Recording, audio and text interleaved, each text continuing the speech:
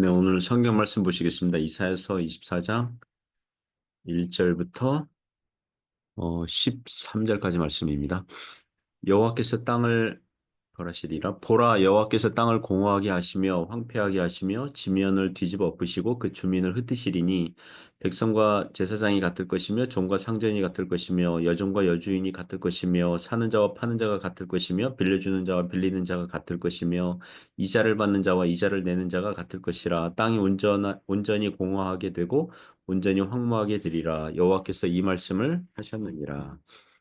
땅이 슬퍼하고 쇠잔하며 세계가 쇠약하고 쇠잔하며 세상 백성 중에 높은 자가 쇠약하며 땅이 또한 그 주민 아래서 더럽게 되었으니 이는 그들이 율법을 범하며 율법을 어기며 영원한 언약을 깨뜨렸습니다. 그러므로 저주가 땅을 삼켰고 그 중에 사는 자들이 정죄함을 당하였고 땅의 주민이 불타서 남은 자가 적도다.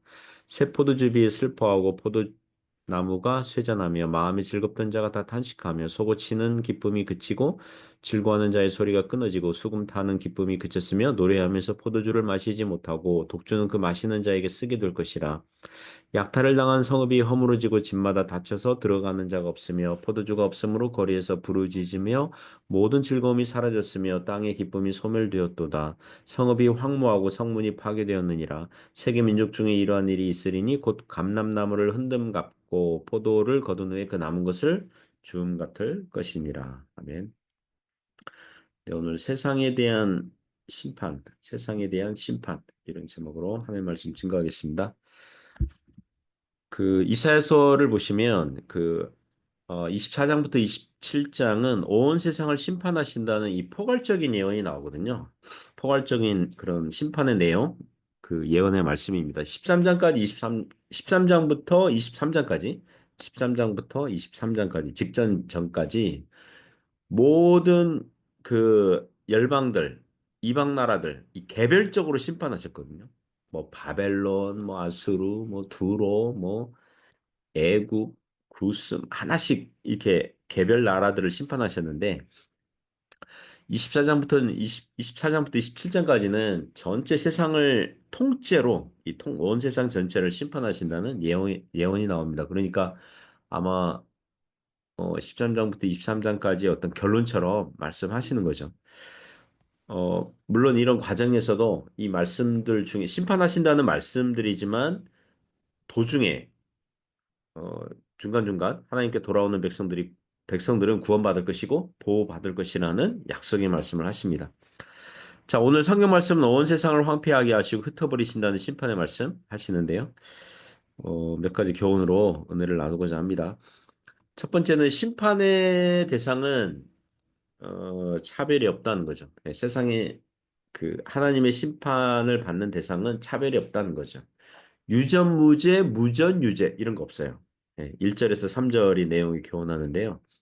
하나님의 심판을 받는 사람들이 사회적으로 지위가 높으면 면해주고 지위가 낮으면 벌받고 이런 거 없어요. 누구든지 차별 없이 공의롭게 심판을 받는다는 것입니다.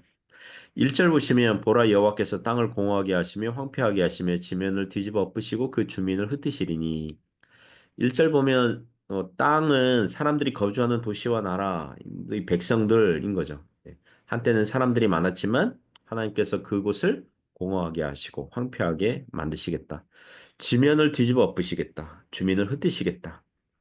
마치 지진이 난 것처럼 천지개벽이 일어난 것처럼 뒤집어 엎으시고 주민을 흩으시겠다. 그러니까 세상 사람들이 의지하고 안전을 누리고 빗대어 거주하던 곳을 하나님께서 광야처럼 황폐하게 만드시겠다. 그런 말씀이죠. 2절 보시면 백성과 제사장이 같을 것이며 제사장은 높은 지위잖아요. 백성은 그 낮고 어, 그러나 하나님의 심판은 백성이나 제사장에게나 일반이다. 제사장이라도 피할 수 없다. 종과 성전이 같을 것이며 여종과 여주인이 같을 것이며 하나님의 심판의 날에는 사회적인 위치가 중요하지 않게 될 거라는 거예요. 오늘날 전쟁이 나면 미사일이나 총알이 뭐 사회적으로 높은 신분을 가진 사람은 피해가고 낮은 사람에게만 그 해당되고 그런 거 없잖아요. 예. 차별이 없이 동등하게 받는 거죠. 사는 자와 파는 자가 같을 것이며 빌려주는 자와 빌리는 자가 같을 것이며 이자를 받는 자와 이자를 내는 자가 같을 것이라. 하나님의 심판은 돈이 많은 사람은 피해가고 돈이 없는 사람은 당하고 그런 거 아니에요. 차별 없이 모두에게 임한다는 겁니다.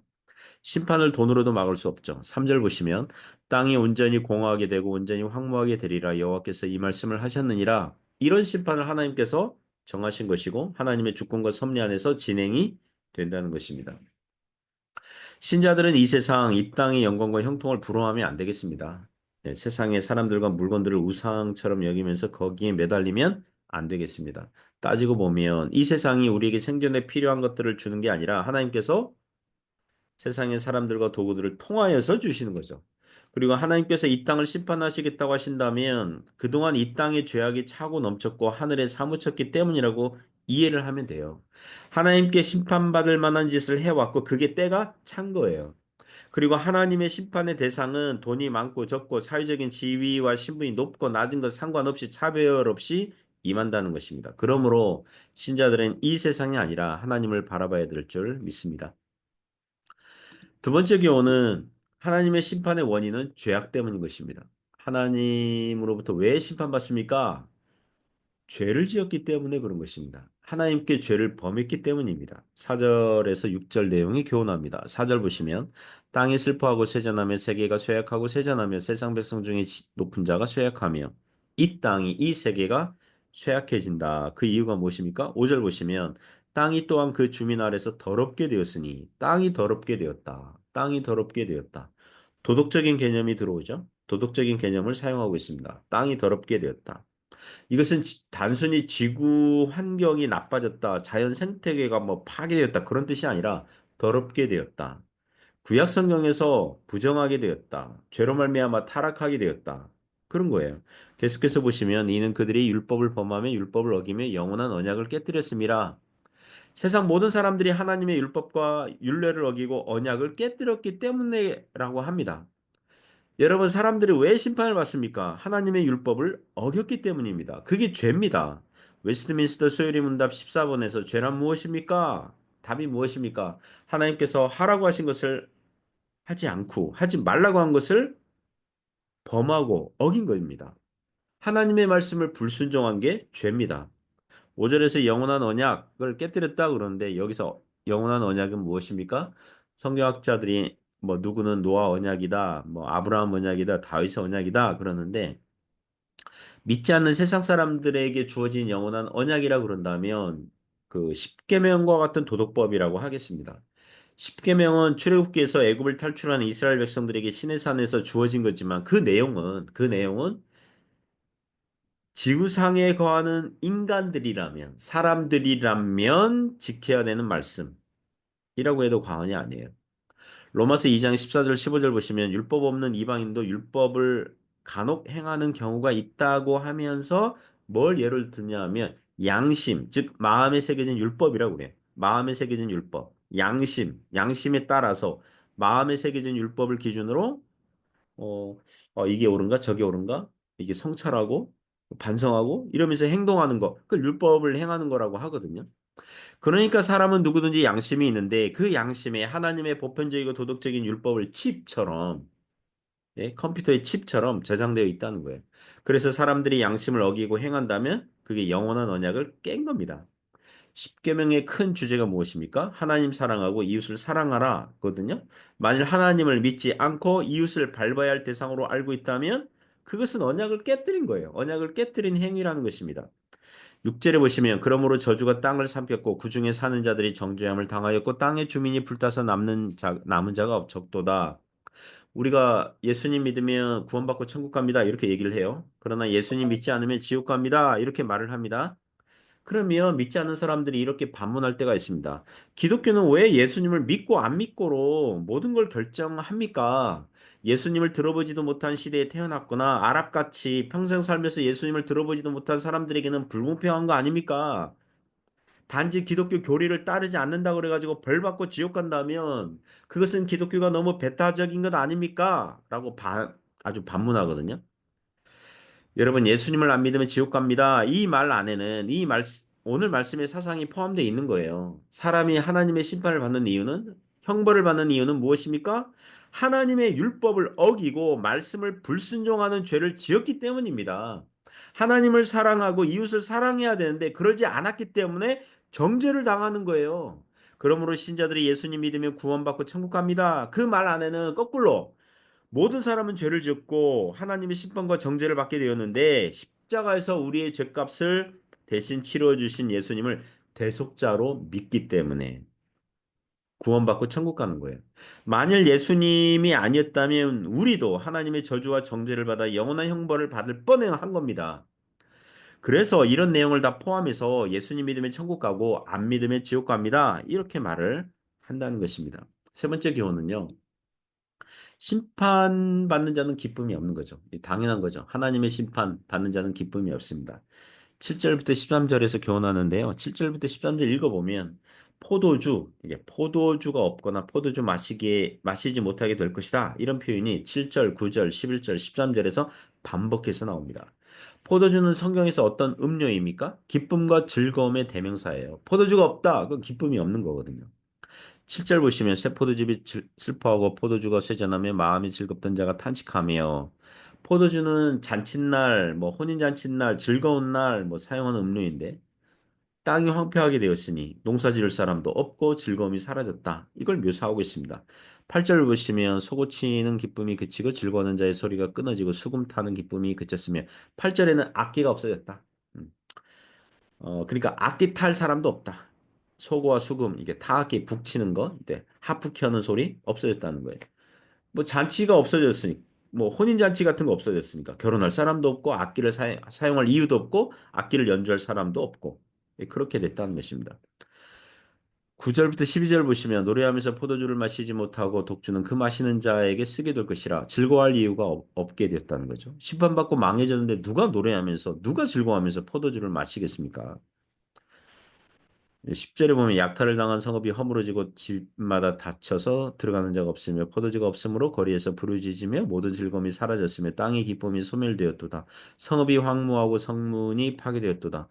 성읍이 심판을 당했다. 사람들이 없다. 포도주가 없다. 기쁨이 없다. 이렇게 계속 나가는 거죠. 13절 보시면 세계 민족 중에 이러한 일이 있으리니 여기 세계 민족은 하나님을 믿지 않는 세상 사람들을 얘기합니다.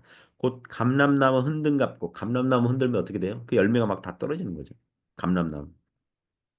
세상 사람들이 그렇게 흔들린다는 거예요. 세상 사람들이 의지하는 게 다 흔들리는 거예요. 포도주를 거둔 후에 그 남은 것을 주움 같을 것이니라. 포도주를 거두고 남은 것을 줍는다. 이 별로 남아 있는 게 없다. 간신히 소수만 뭐 어?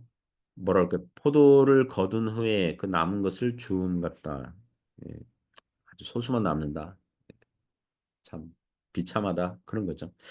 자, 이런 구절들을 읽다 보니까 하나님의 심판을 받는 사람들이 복음서에서 말하기를 그 복음서에 보면 이런 말씀 있잖아요. 하나님께 불순종한 사람, 또 뭐 청지기 제대로 못한 사람, 뭐 달란트 제대로 사용하지 않은 사람, 바깥 어두운데 버려져서 슬피 울며 이를 갈게 될 것이다. 그런 거 있잖아요. 바깥 어두운데. 그 안쪽은 뭐예요? 밝은 곳이죠. 바깥은 어두운 곳. 슬피 울며. 그 하나님 나라 안에는 기쁨이 있어요. 그런데 밖에는 뭐예요? 슬피 울어요. 이를 갈아요. 이를 갈게 될 것이다. 이를 갈아요. 그러니까 원망하는 거죠. 분노하는 거죠. 내가 왜 벌 받아야 돼? 막 이런 거. 하나님의 처사가 하나님의 심판이 못마땅한 거죠. 뭐 이를 가르죠. 회개하지 않아요. 자기가 비참한 상태에 빠졌기 때문에 슬피 우는데 동의하지 않기 때문에 내가 왜 처벌을 받아야 돼? 하나님의 심판을 받아야 되지? 이를 가는 거죠. 분하고 억울하고 그런 거죠. 반대로 믿는 신자에게는 무엇입니까? 구원의 기쁨과 즐거움이 있는 거죠. 우리 주님께서 천국에서 포도주를 같이 마시자고 하실 겁니다. 천국에는 어린 양의 혼인잔치가 있습니다. 요새 한국 정치 보면서 고구마를 한 100개 먹은 답답함이 있습니다. 그럴 때마다 아, 그래. 다시 한번 깨닫는 거죠. 아, 우리에게 소망은 정치 지도자가 아니다. 우리 주님이다. 우리 주님 바라보면 모든 것이 합력하여 선을 이룰 줄 믿고 다시 위로가 되는 거죠. 이 세상 정치에서 신자들의 소망이 있는 게 아니라 물론 하나님의 일반 은총 안에서 나라가 잘 되길 바래요. 나라가 잘 되길 바라고 좋은 지도자가 나오길 바라고 좀 뭐랄까요? 합리적이고 이 상식적으로 좀 했으면 좋겠고 막 그런 게 있어요.